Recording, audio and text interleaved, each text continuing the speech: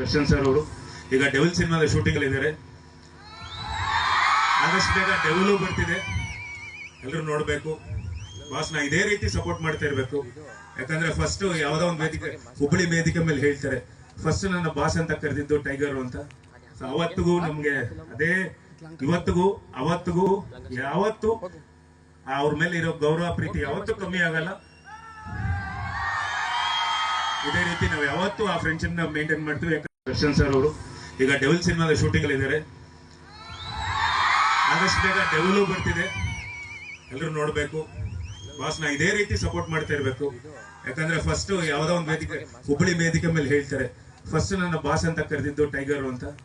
ಅವತ್ತಿಗೂ ನಮ್ಗೆ ಅದೇ, ಇವತ್ತಿಗೂ ಅವತ್ತಿಗೂ ಯಾವತ್ತು ಅವ್ರ ಮೇಲೆ ಇರೋ ಗೌರವ ಪ್ರೀತಿ ಯಾವತ್ತೂ ಕಮ್ಮಿ ಆಗಲ್ಲ.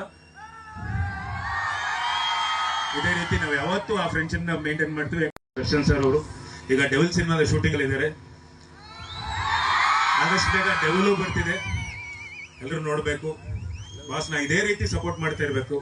ಯಾಕಂದ್ರೆ ಫಸ್ಟ್ ಯಾವ್ದೋ ಒಂದು ವೇದಿಕೆ, ಹುಬ್ಬಳ್ಳಿ ವೇದಿಕೆ ಮೇಲೆ ಹೇಳ್ತಾರೆ, ಫಸ್ಟ್ ನನ್ನ ಬಾಸ್ ಅಂತ ಕರೆದಿದ್ದು ಟೈಗರ್ ಅಂತ. ಅವತ್ತಿಗೂ ನಮ್ಗೆ ಅದೇ, ಇವತ್ತಿಗೂ ಅವತ್ತಿಗೂ ಯಾವತ್ತು ಅವ್ರ ಮೇಲೆ ಇರೋ ಗೌರವ ಪ್ರೀತಿ ಯಾವತ್ತೂ ಕಮ್ಮಿ ಆಗಲ್ಲ. ಇದೇ ರೀತಿ ನಾವು ಯಾವತ್ತೂ ಆ ಫ್ರೆಂಡ್ಶಿಪ್ ನ ಮೇಂಟೈನ್ ಮಾಡ್ತೀವಿ. ದರ್ಶನ್ ಸರ್ ಅವರು ಈಗ ಡೆವಿಲ್ ಸಿನಿಮಾದ ಶೂಟಿಂಗ್ ಅಲ್ಲಿ ಇದ್ದಾರೆ. ಆದಷ್ಟು ಬೇಗ ಡೆವಿಲು ಬರ್ತಿದೆ, ಎಲ್ಲರೂ ನೋಡ್ಬೇಕು. ಬಾಸ್ ನಾ ಇದೇ ರೀತಿ ಸಪೋರ್ಟ್ ಮಾಡ್ತಾ ಇರ್ಬೇಕು. ಯಾಕಂದ್ರೆ ಫಸ್ಟ್ ಯಾವ್ದೋ ಒಂದು ವೇದಿಕೆ, ಹುಬ್ಬಳ್ಳಿ ವೇದಿಕೆ ಮೇಲೆ ಹೇಳ್ತಾರೆ, ಫಸ್ಟ್ ನನ್ನ ಬಾಸ್ ಅಂತ ಕರೆದಿದ್ದು ಟೈಗರ್ ಅಂತ.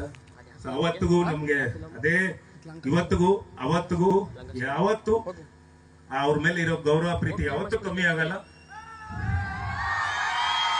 ಇದೇ ರೀತಿ ನಾವು ಯಾವತ್ತೂ ಆ ಫ್ರೆಂಡ್ಶಿಪ್ ನ ಮೇಂಟೈನ್ ಮಾಡ್ತೀವಿ. SS ಟಿವಿ ಸಿನಿಮಾ ಜಗತ್ತಿನ ಕ್ಷಣ ಕ್ಷಣದ ಸುದ್ದಿಯೊಂದಿಗೆ.